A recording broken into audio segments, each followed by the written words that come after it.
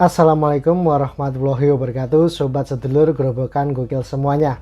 Bagaimana? Masih dalam keadaan sehat walafiat ya?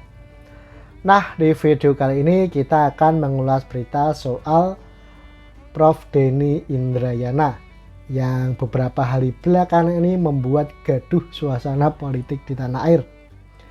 Sebab melalui akun Twitternya dia men-tweet ya bahwa ia mendapatkan informasi kalau putusan MK untuk sistem pemilu legislatif akan kembali ke proporsional tertutup. Hal ini pun tentu menuai polemik di masyarakat itu sendiri. Apalagi Denny Indrayana ini menyebutkan informasi yang ia dapatkan ini kredibel dan bisa dipercaya. Banyak tokoh pun berkomentar soal cuitan dari Denny Indrayana ini. Salah satunya Prof. Mahfud MD yang mewanti-wanti dan mengingatkan Denny Indrayana. Kalau info yang didapatkan itu kredibel, berarti itu dari dalam MK itu sendiri. Kalau di luar MK kan nggak kredibel menurut Prof. Mahfud. Dan Prof. Mahfud MD mengingatkan kalau membocorkan rahasia negara itu adalah tindakan pidana dan itu tidak boleh dilakukan. Dan mantan hakim MK pun juga turut memberikan komentarnya. Namun belakangan Denny Indrayana mengkonfirmasi atau klarifikasi lah bahwa info yang dia dapatkan ini kredibel menurutnya dan tidak mendapatkan bocoran dari orang dalam di MK.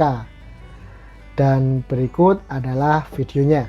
Lagi MK akan memutuskan konstitusionalitas sistem pemilihan umum legislatif. Apakah berubah menjadi tertutup kembali atau tetap proporsional terbuka? Informasi yang saya dapat, MK akan mengembalikan sistem pemilihan umum menjadi proporsional tertutup sebagaimana dulu di zaman otoritarian Orde Baru. Ini persoalan serius. Ya, kalau ditanyakan mungkin bocor, ya mungkin saja. Tetapi menurut saya logikanya nggak nyambung itu. Nggak nyambung? Karena gini, ya, kalau dikatakan putusan, itu berarti kan sudah ada lewat RPH, rapat permusyawaratan hakim. Sementara kemarin kalau saya dengar dari juru bicara Mahkamah Konstitusi, baik yang disampaikan Humas maupun Prof. Eni, itu katanya tahapan yang baru tahapannya penyerahan kesimpulan, berarti kan belum ada rapat permusyawaratan hakim. Bagaimana tiba-tiba sudah ada putusan gitu loh.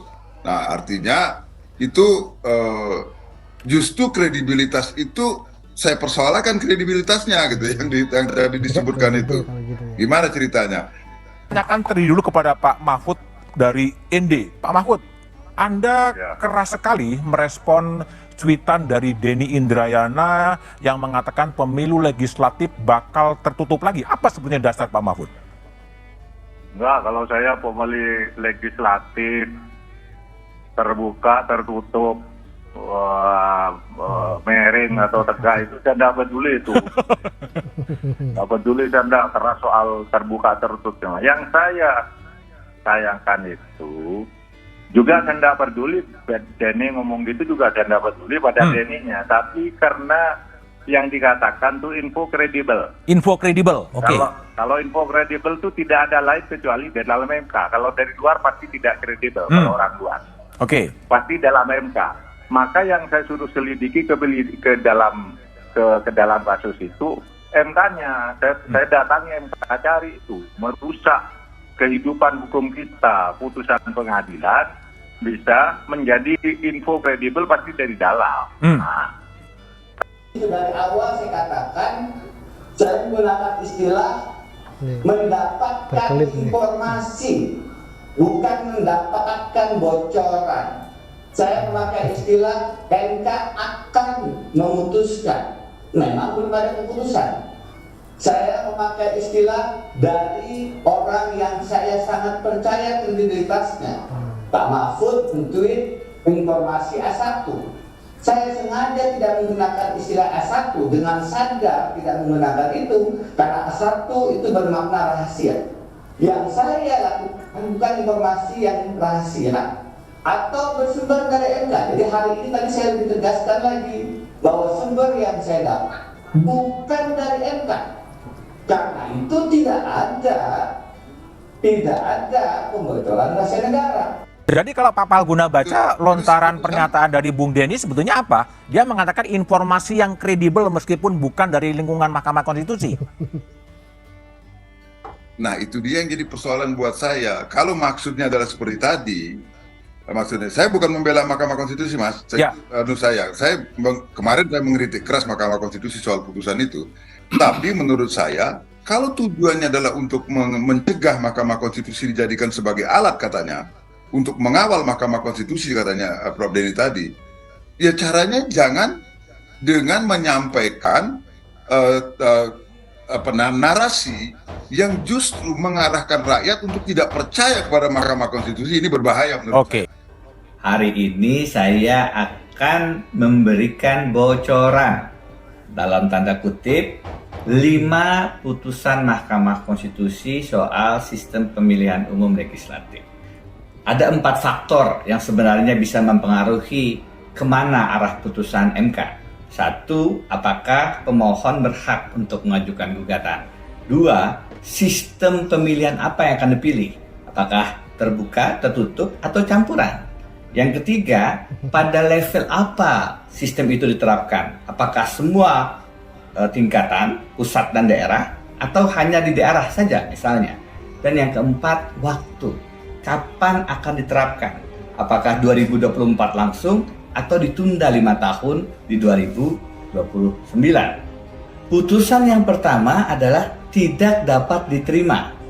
Artinya, pemohon dianggap tidak berhak mengajukan gugatan.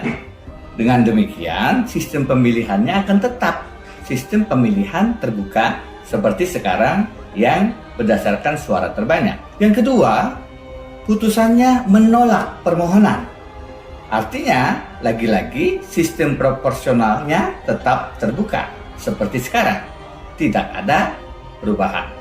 Yang ketiga, MK memutuskan mengabulkan seluruh permohonan.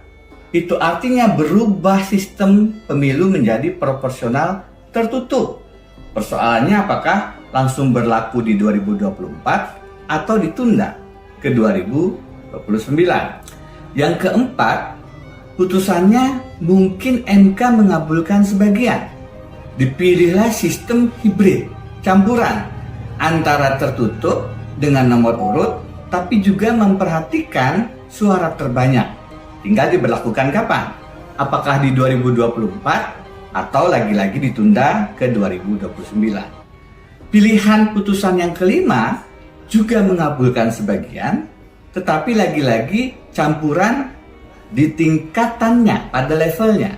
Misalnya tertutup untuk DPR pusat, tetapi terbuka untuk provinsi, kabupaten, kota. Lagi-lagi tinggal waktunya. Apakah ditunda 2029 atau langsung diterapkan di 2024? Nah, dari apa yang disampaikan terakhir oleh Prof. Denny Indrayana itu tadi ya, itu mah bukan bocoran putusan MK, tapi itu simulasi kemungkinan putusan MK yang akan diambil.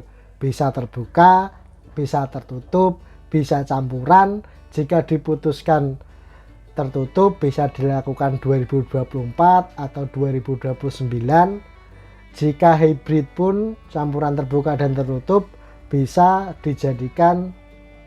dilaksanakan nanti tahun 2024 atau 2029.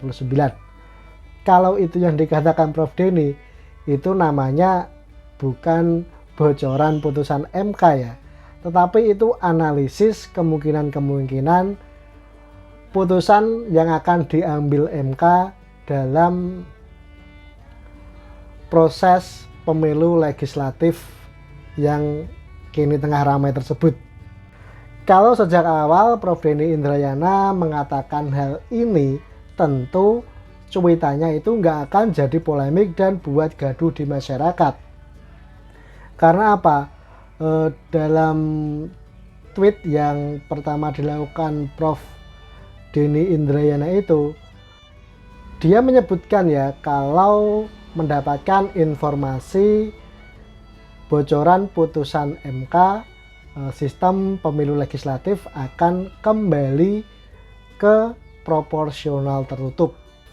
Sekali lagi ya, kita sangat menyayangkan hal sebelumnya yang dilakukan Prof. Denny Indrayana yang membuat statement yang bikin gaduh masyarakat Indonesia.